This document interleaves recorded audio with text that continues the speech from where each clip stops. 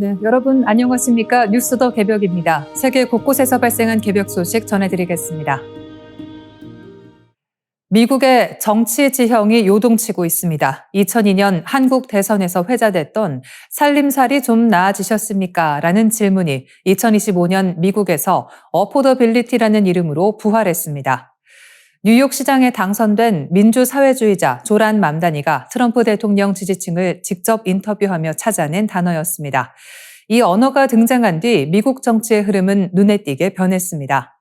지난 대선을 뒤흔든 마가가 밀려나고 그 자리를 어포더빌리티가 빠르게 채우고 있습니다.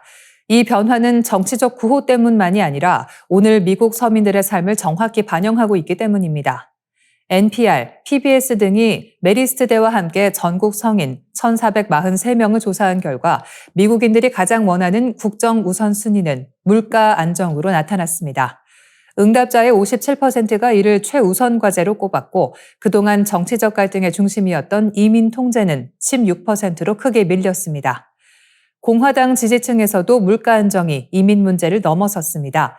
이 민심이 어포더빌리티라는 언어를 중심으로 재편되고 있는 것입니다. 트럼프 대통령에게 이 단어는 더욱 아픈 지점입니다. 본래 그가 바이든 행정부를 공격할 때 들고 나왔던 의제였기 때문입니다. 그는 메이크 아메리카 어포더블 어게인을 외치며 물가 상승 책임을 바이든에게 돌렸습니다. 하지만 정작 그의 핵심 공약인 관세 인상과 이민자 대규모 추방은 물가 상승을 부를 수밖에 없는 선택이었습니다. 집권 후 이 정책들을 강행한 결과 오히려 어포더빌리티 위기가 더 심화됐다는 평가가 나옵니다. 최근 맘다니 당선자가 트럼프 대통령에게 뉴욕 시민의 주거비 문제를 논의하자고 제안했고 트럼프 대통령이 이를 수용하면서 새로운 국면이 열리고 있습니다. 이는 마가로 맞서기보다 같은 어포더빌리티 구호로 대응하겠다는 정치적 포석으로 보입니다.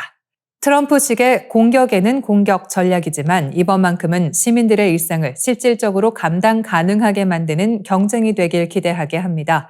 관세 폭탄과 이민자 추방으로 세계 경제를 흔들던 트럼프 2기의 첫 챕터가 끝나고 이제는 미국 시민들의 삶을 둘러싼 현실적 경쟁이 펼쳐질 두 번째 챕터가 열리고 있습니다. 이 변화의 에너지가 어디로 향할지 미국 정치의 거대한 전환점이 주목됩니다.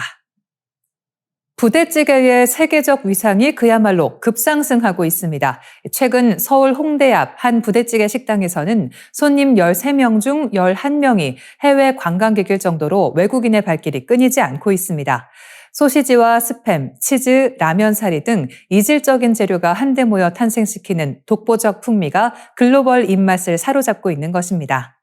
식당 주인은 푸짐한 양과 합리적인 가격 덕에 아시아뿐 아니라 유럽 관광객까지 늘었다고 설명했습니다. 온라인 열풍도 거셉니다. 지난해 독일인 관광객이 한글로 된 부대찌개 레시피를 허벅지에 문신으로 새긴 사연은 SNS에서 폭발적 반응을 얻었습니다.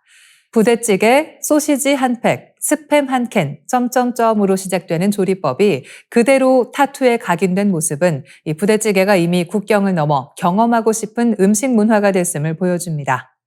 유튜브에서는 이른바 부대찌개 리액션 영상이 큰 인기를 얻고 있습니다. 의아한 비주얼에 당황하던 외국인들이 한술 뜬 뒤 완벽한 조화라며 감탄하는 순간이 웃음 포인트이자 세계인의 호기심을 자극하는 지점입니다. 주한미군 출신이자 백악관 셰프로 활동한 안드레 러시 역시 치즈, 양념, 스팸의 맛이 환상적이라며 부대찌개 예찬에 동참했습니다. 외국인의 선호는 제품 판매에서도 확인됩니다. 홍대 관광객 특화 편의점 CU, 라면 라이브러리에서 판매 1위를 기록한 제품은 놀랍게도 보글보글 부대찌개면입니다. 한국에서는 한때 반응이 미미해 퇴출됐다가 오히려 외국인 수요에 힘입어 재입점한 사례입니다. 태국인 관광객은 라면에 마카로니를 넣는 발상이 놀랍다며 구매 이유를 설명했습니다. 일본 라면 기업 니시는 이미 2019년 싱가포르에서 부대찌개 컵라면을 출시했고 최근 롯데마트는 외국인 입맛을 겨냥한 송탄식 부대짜글면을 내놓았습니다. 흥미롭게도 부대찌개의 세계적 인기는 스팸의 재평가로 이어지고 있습니다. 과거 미국에서 저가 가공육의 상징이던 스팸은 부대찌개 열풍을 등에 업고 글로벌 식문화 트렌드의 중심에 올랐습니다. 영국 BBC와 가디언은 한국 부대찌개가 스팸의 위상을 바꿨다고 보도했고 미국 홈헬푸드는 고추장 맛 스팸, 코리안 BBQ 맛 스팸을 출시하며 한국과의 연관성을 적극 내세우는 중입니다. 스팸은 한국인의 편안함과 회복력을 상징한다라는 홍보 문구까지 등장했습니다. 부대찌개의 진화도 계속되고 있습니다. 미군 부대 잔반에서 시작된 궁핍의 요리는 이제 축제의 주인공으로 자리 잡았습니다. 올해 열린 의정부 부대찌개 축제에서는 부대 피자, 부대 타코, 부대 우동과 김밥 등 퓨전 메뉴가 대거 등장했습니다. 태국식 팟타이부터 이탈리아식 아란치니까지 전 세계 요리법과 결합한 새로운 변형들은 부대찌개의 확장성을 다시 한번 증명했습니다. 태생부터 퓨전이었던 만큼 이 음식의 변주는 앞으로도 무한에 가깝다는 평가가 나옵니다. 전후 생존을 위한 혼합찌개에서 출발한 부대찌개가 이제는 세계인의 입맛을 사로잡는 K푸드의 선두주자로 떠오르고 있습니다. 한 그릇의 잡탕이 만들어낸 놀라운 글로벌 여정은 여전히 현재 진행형입니다. 일본에서 화제를 모은 이른바 인간 세탁기의 판매가가 공개됐습니다. 누워만 있으면 15분 만에 전신 세정부터 건조까지 자동으로 끝내주는 이 기계는 약 6천만 엔, 우리 돈으로 약 5억 6천만 원에 책정됐습니다.